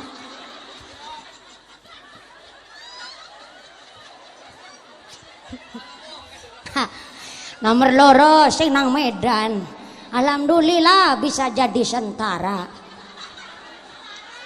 Namanya wong wis tua ngomong ya angel. Nomor telu alhamdulillah sinang Jakarta bisa jadi bos rongsok. Rongsok wong bos bisa lu ngakaji gara-gara rongsok. Malah ngumroh na karyawan gara-gara wasilah lantaran rongsok. Tak kowe ngerti bisane anake kita nek telu sukses dadi wong kabeh. Langkah sing dadi embe. Karena saben dina kelahirane gue bocah tak puasani. Tahu puasa weton enggak? Di sini pakai weton enggak sih, Pak? Masih pakai nggak, Pak? Nah, penting tuh seorang ibu kudu ngerti dina kelahiran anake kapan. Puasani dina Rebo umpamane. Rebo pon, rebo kliwon, apa rebo manis dipuasani. Jadi ini dalam rangka orang tua ngasih support ketika anak udah di pesantren ikut dipuasani. Biar anak ikhtiar nggak cuma seorang diri, ibu juga ikut ikhtiar. Tirakatnya seorang ibu tembus langit pitu.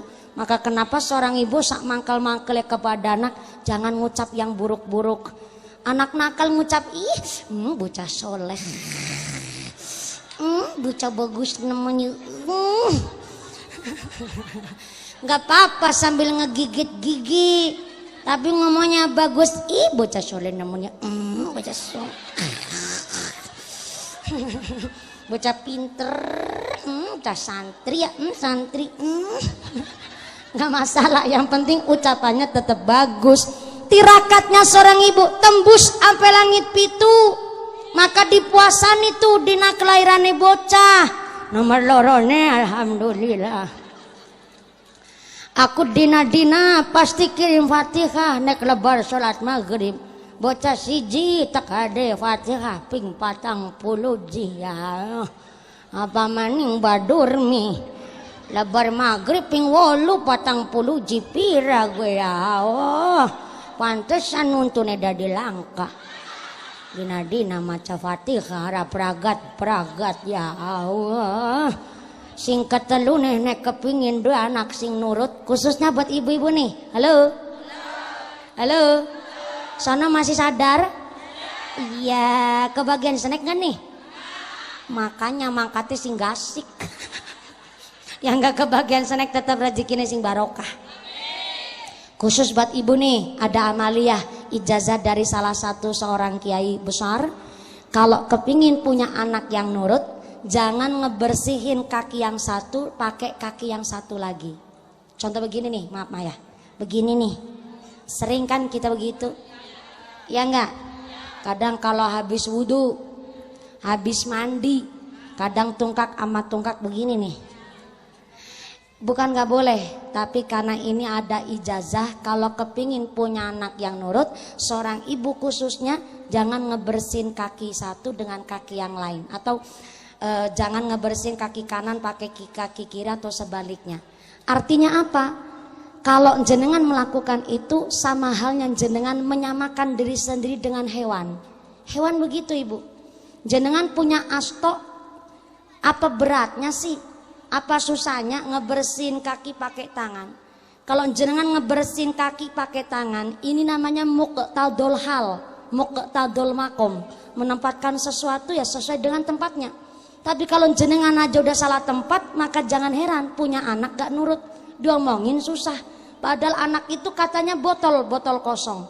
Kalau botol kosong di siapa aja enak. Tapi kenapa diomongin orang tua kok bantah? Diomongin orang tua kok membangkang? Mungkin orang tuanya tidak muqtadul hal, tidak menempatkan sesuatu sesuai dengan porsinya.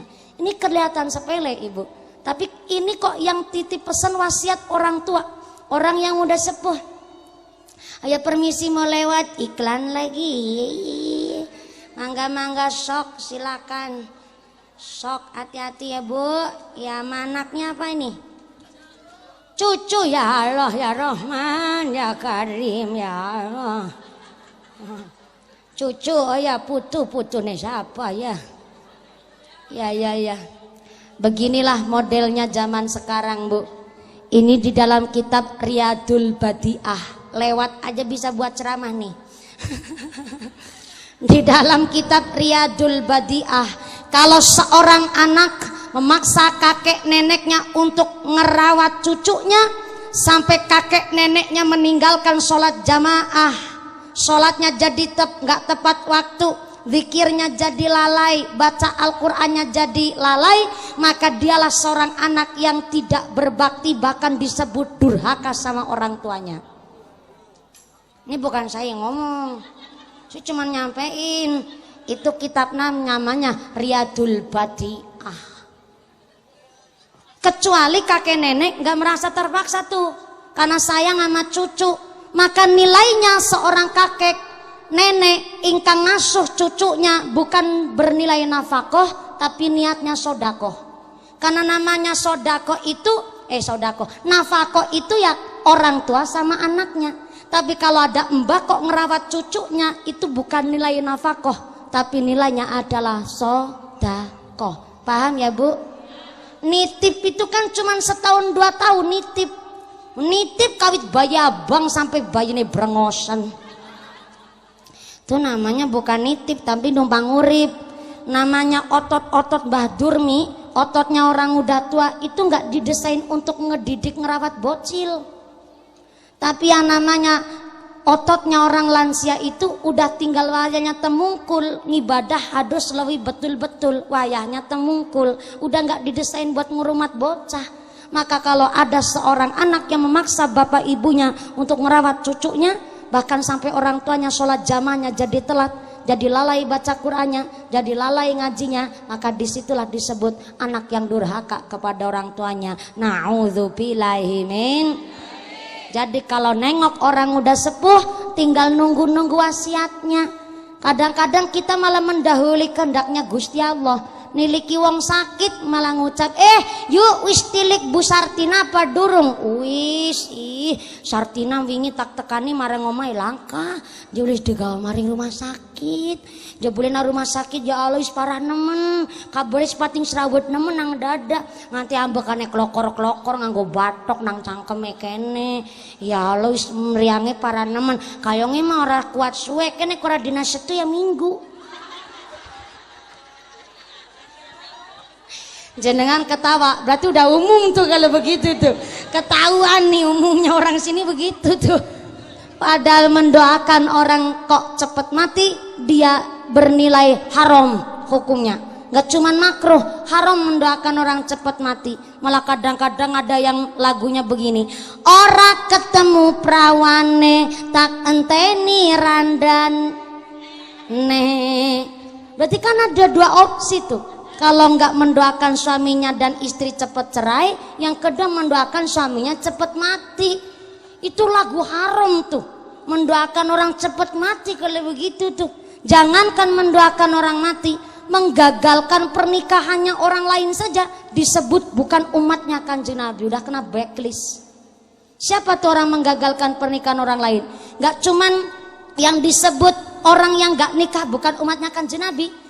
Orang yang menggagalkan pernikahan kayak contoh betul sampai mau dapat anaknya Sartina. Anaknya Sartina mah mantan pemandu lagu. Wis dina-dina digawani wong lanang. Padahal udah dilamar tuh. Yang lamar dibilangin begitu sama tetangga. Akhirnya yang tadinya mau nikah, yang tadinya mau menerima apa adanya, mau melangsungkan pernikahan, akhirnya jadi mikir, iya ya, kepimen ya. nikah karo mantan pemandu lagu si dapur lagi ya. Akhirnya jadi bimbang, nggak jadi nikah. Nah, yang mengabarkan hal demikian sudah termasuk bukan umatnya Kanjeng Nabi. Makanya kalau orang lamaran, ada lamaran yang harus diam-diam dan ada lamaran yang harus dikabarkan kepada orang. Lamaran yang diam-diam mungkin karena pernikahan antara lamaran khidbahnya sama ijab kabul itu masih jauh. Tapi justru lamaran itu kudu disiarkan. Supaya apa? Karena ternyata kalau contoh nih, saya anak wadon, saya dilamar sama Pak Lurah. Cie, itu kan senyumnya udah merekah banget Pak Lurah Wihno. Pak Wihno, Pak Wihno. Umpama ini gambaran, saya mumpuni nih masih gadis, gadisnya ting-ting nih. Pak Lurah ngelamar saya, tapi bapak saya bilang ya gimana ya Lur ya, Lurah kan gajinya sebulan cuma 5 juta, bengkoknya 2 celiwik. Mumpuni ini ternyata kan juga masih sekolah Pak Ku, jadi mohon izin Pak Ku, saya dikasih waktu nih 1 bulan baik untuk memikirkan apa mumpuni diizinkan apa belum ya sama kiai-kiainya buat nikah. Lah berarti dalam 1 bulan ini harus ada tetangga yang jadi saksi bahwa saya ini masih dalam keadaan lagi dilamar sama Pak Lurah. Lah kok tahu-taunya saya udah lagi dilamar sama Pak Lurah, ada laki-laki nimbrung ikut ngelamar saya, malah ngucap, bapak nek mumpuni gelem dari bojone kita nek mahare 1 miliar. Iya, Kiai kondang.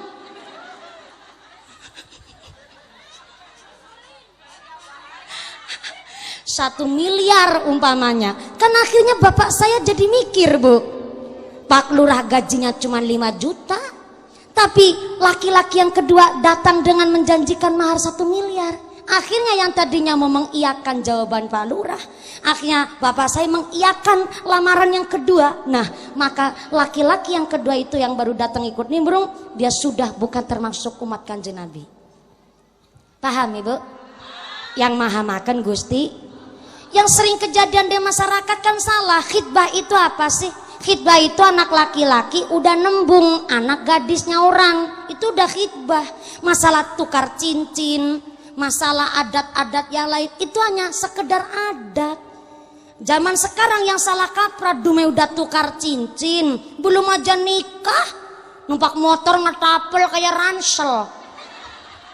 Muni bonceng nanti cekelan ngisor bangkekan.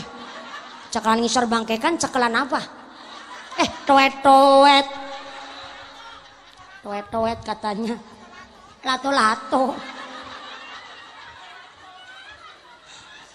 Itu baru dilamar ya Allah.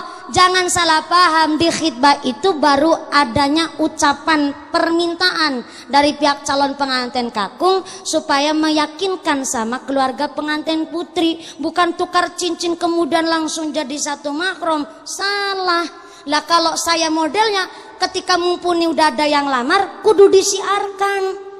Lah tiap hari saya Bu ya Allah, tamu ngelamar mumpuni banyak banget. Nggak cuman Bu Iko yang lamar ngaji, makanya akhirnya saya bikin kantor sendiri. Tadinya di rumah, tapi lama kelamaan ya Allah ya duda keren, bujang tanggung, bujang ini itu macem-macem. Pak Lurah nembungnya kepada bapak saya, jadi tiap hari bapak saya itu sampai bingung mau ngejawab apa. Kalau mau langsung ditolak ya bagaimana? Nggak ditolak, mereka nggak pengertian. Akhirnya ketika saya udah ada yang nembung harus saya sampaikan. Iya ini kan.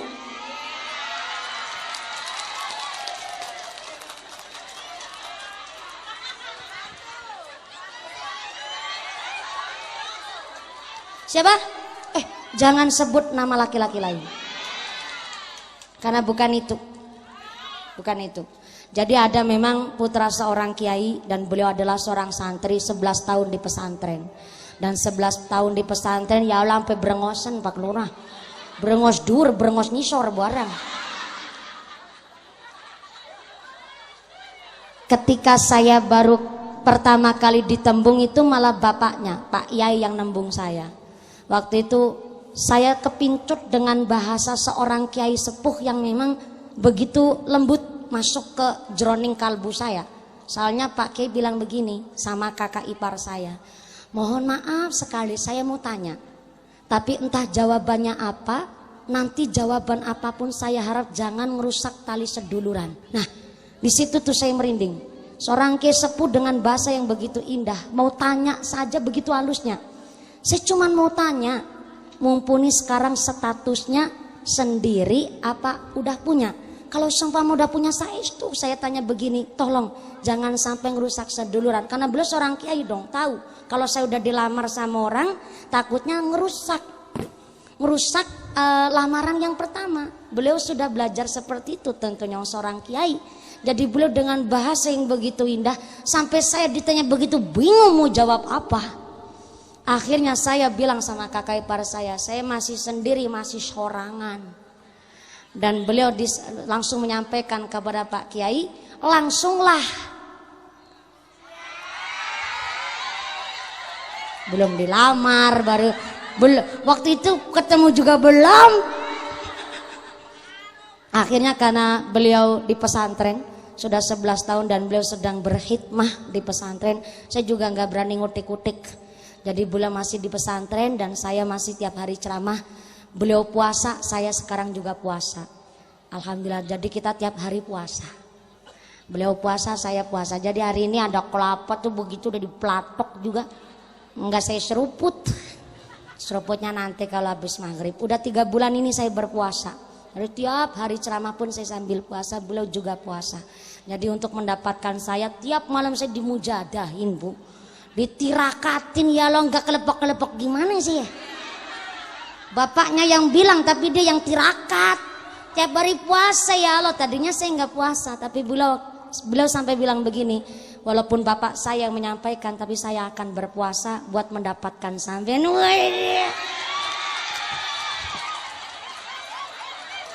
Aduh meleot, saya meleot.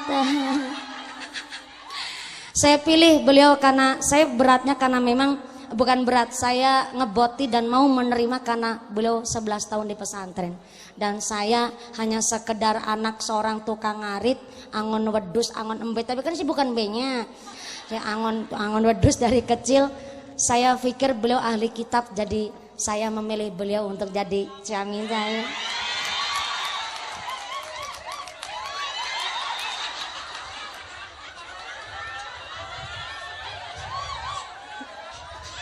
Saya yang dilamar jalan yang salting ya Bu ya.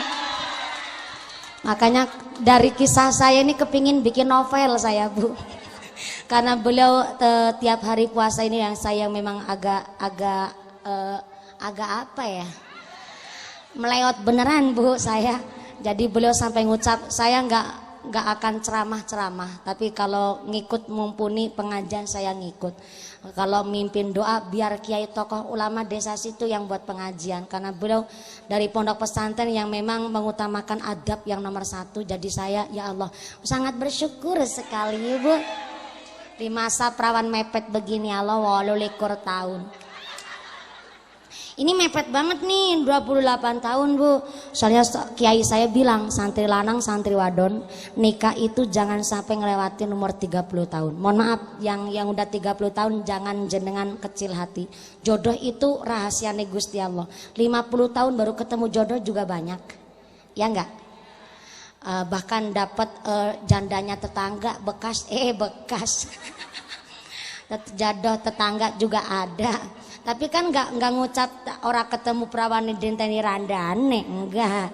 Jodoh itu rahasia Gusti Allah. Cuma kalau masalah ghiroh, himahnya orang nikah itu jangan sampai lewatin umur 30 tahun. Karena kalau sudah 30 tahun biasanya himahnya udah agak nurun, semangatnya udah agak nurun. Maka ini saya 28 tuh udah mepet saya Bu. Makanya saya ikut puasa, puasanya saya ngucap sama Allah, ya Allah, juwet namanya. Ini bahasa kitab nih, bahasa kitab. Juwet itu memohon kepada Gusti Allah tapi sambil merengek. Kalau adabnya orang berdoa nggak boleh cepet-cepet dikobul, itu nggak punya adab tuh. Tapi kalau berdoa tapi sambil merengek kayak bocah kecil minta beliin es krim sambil narikin daster mama nih, ma es krim, ma es krim. Lah saya puasanya lagi begitu sama Gusti Allah, ya Allah, laki ya Allah laki.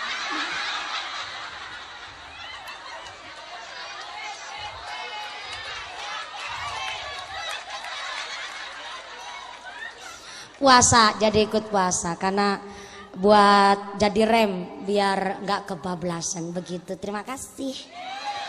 Udah jam berapa? Jam berapa? Jam berapa? Jam 2. Mata saya nggak picak ya Bu. Orang saya naik jam 2 lebih 10. Jam, ya Allah, jam 4 kurang 10 menit. Insya Allah cukup ya Bu ya. Cukup ya Bu ya. Belum cukup? Ngundang sorangan. Soalnya Bu Iko memang tadi bilang saya naik jam 2. Alhamdulillah ini jam 2.10 saya udah nanjak. Dan ini udah jam 4 kurang 9 menit. Insya Allah sudah cukup. Kasihan Bu karungnya lagi puasa nih. Aja saya semangat banget. Ini wajah-wajah udah pantas jadi pengantin ya Bu ya.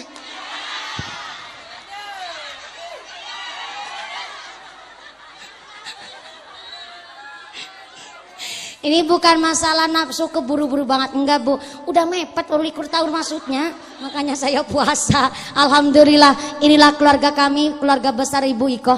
Yang saya datang ke sini enggak merasa saya sebagai tamu. Tadi langsung ketemu pegangan tangan, udah kayak mau nyebrang jalan Bu rasanya. Bu Iko langsung megangin tangan saya balik pegangan tangan tuh, subhanallah, kesandung Bu, hati-hati. Yang atas-atas Mbak Putri, ya Allah. Mau lewat kemana lagi? Oh, tudungnya keri. Katoke fatayat kelambine muslimat.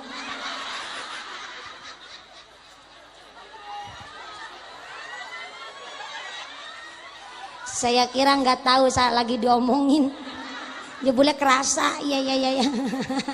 Bagus banget ya celananya fatayat, bajunya muslimat. Kombinasi. Ini walaupun tuh kepingnya muda mulu soalnya. Ya mangga. Bakul boleh. Bakul boleh godok. Ya aku mikir baru saling moga-moga laris dagangannya. Oh ya, Pak Putri ya alhamdulillah wis entek. Pantesan langsung balik. Jebule wis balik tekan ngomah nutudunge kere si kemutan. Ya Allah kemedunya nemen. Alhamdulillah Bu Iko dan Pak Zainuddin mengadakan pengajian hari ini. Memang saya tadi tidak diminta untuk masalah bab Walimatul Akhirah. Walaupun ini tasyakurannya menempati rumah baru, tapi saya diminta sama Ibu Iko untuk menjelaskan bab masalah pas hari ibu. Jadi saya ceritanya masalah bab bagaimana birrul walidah ini sampai kita nengok jenguk orang sakit saja ada aturan dan adabnya. Maka mudah-mudahan Ibu Iko, Bapak Zainuddin di dalam bahtera rumah tangga dikaruni seorang putri dengan cita-cita beliau kepingin punya putra atau putri lagi, mudah-mudahan dijabah oleh Gusti Allahumma. Bapak Zainuddin, Ibu Iko ditetapkan imannya, ditetapkan Islamnya, ditambahkan ihsannya, diberikan sehat walafiat, rizki usaha yang barokah, rezeki lancar yang bawa manfaat, bisa ziarah Makkah Madinah, jadi Bapak Haji Ibu Hajjah. Adik saya Ananda Angelia jadi lare yang solihah, jadi lare ingkang ahli ibadah, ilmunya yang manfaat yang barokah. Amin Allahumma. Orang-orang tua kita yang masih sehat diberikan sehat panjang yuswa nu manfaat nu barokah, dan mudah-mudahan Ibu Durmi bisa diberikan anak-anak yang soleh-soleh. Amin Allahumma. Segala kekurangan dan kekhilafan mohon maaf yang sebesar-besarnya. Jangan pulang terlebih dahulu karena saya masih tetap di sini karena doa akan langsung diimami oleh Bapak Kiai. Saya tidak bisa memimpin doa karena saya cuma hanya seorang santri dan diimami oleh Bapak Kiai Sumangga. Pengumuman dari akhirat. Barang siapa berangkat ngaji belum dipimpin doa gugupan uih ka bumi, maka suaminya nikah lagi.